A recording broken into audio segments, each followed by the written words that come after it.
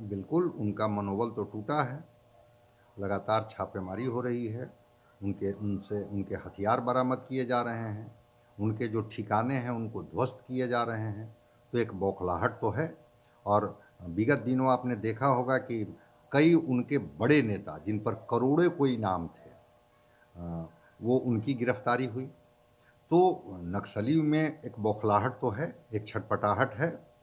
और दूसरी तरफ वो इस घटना को अंजाम दे करके ये मैसेज देने की कोशिश कर रहे हैं कि अगर आप मुखबिरी करेंगे तो आपको इसी तरह का अंजाम भुगतना होगा। चूँकि उनको कहीं न कहीं से शक है कि मुखबिरी की वजह से हमारी लड़ाई कमज़ोर हो रही है या हम कमज़ोर पड़ रहे हैं। चूँकि उनका उद्देश्य एक बड़े पैमाने पर राजस्व की वसूली होती है। तो राजस्व की वसूली तब न करेंगे जब वो सुरक्षित रहेंगे, जब उनके ठिकाने ही नहीं रहेंगे, उनके हथियार ही पुलिस के द्वारा सीज़ कर लिए जाएँगे, जब उनको अरेस्ट कर लिया जाएगा तो वो करेंगे कहाँ से?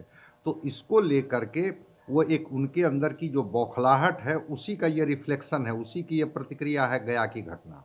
और आपको एक चीज़ और जानकर के आश्चर्य होगा कि उन्होंने नैतिकता की जो बात वो करते थे, उसको भी इस बार उन्होंने तोड़ा। वो कहते थे कि हम बच्चों की हत्या नहीं करते हैं, हम महिलाओं की हत्या नहीं करते हैं। इस बार तो महिलाओं को भी उन्होंने फांसी पर लटकाई और लटका कर के अपने उस नैतिक मूल्य को भी उन्होंने तोड़ा कि नहीं, ऐसा कुछ नहीं है। तो जो एक उनको टेरराइज़ कर कर के और जो एक वसूली की जो बात होती थी, चाहे वो राशन अपने लोगों को तक पहुँचाने की बात हो, चाहे वो पैसे क वसूलने की बात हो, वो कहीं न कहीं से इसके माध्यम से मैसेज देने की कोशिश कर रहे हैं कि हम कमज़ोर नहीं हैं।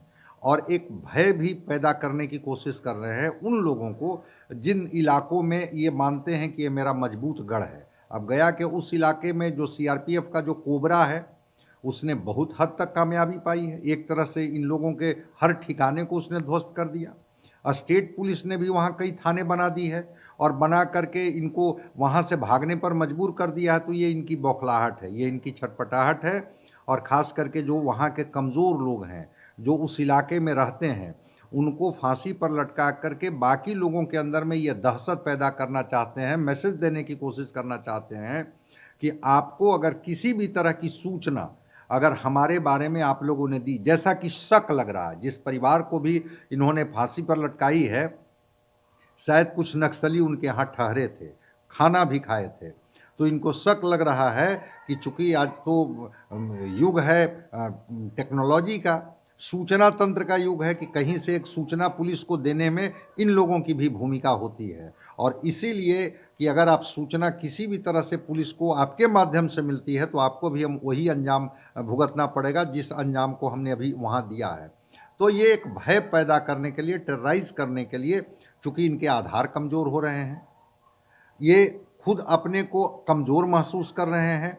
और जिस तरह से भय बना करके वसूलते थे, राज्य सरकार और केंद्र सरकार की मजबूत पहल पर इनकी वसूली भी कम हो रही है। उसी बौखलाहट की परिणति है गया की वह घटना। मैं आपको चाहता हूं कि आप मुख्य धारा में शामिल हों, इसलिए सरकार भी नक्सलियों के लिए भी बहुत वेलफेयर की योजनाएं चला रही हैं।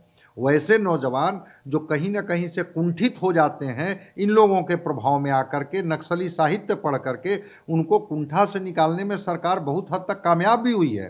कई नौजवानों को आप रांची में देख लीजिए, एक-एक साथ समूह में कई नक्सली आए और आत्मसमर्पण किए और कहे कि नहीं, हम इस तरह की ज़िंदगी से बेहतर है कि हम मुख्य धारा की ज़िंदगी में आएँ।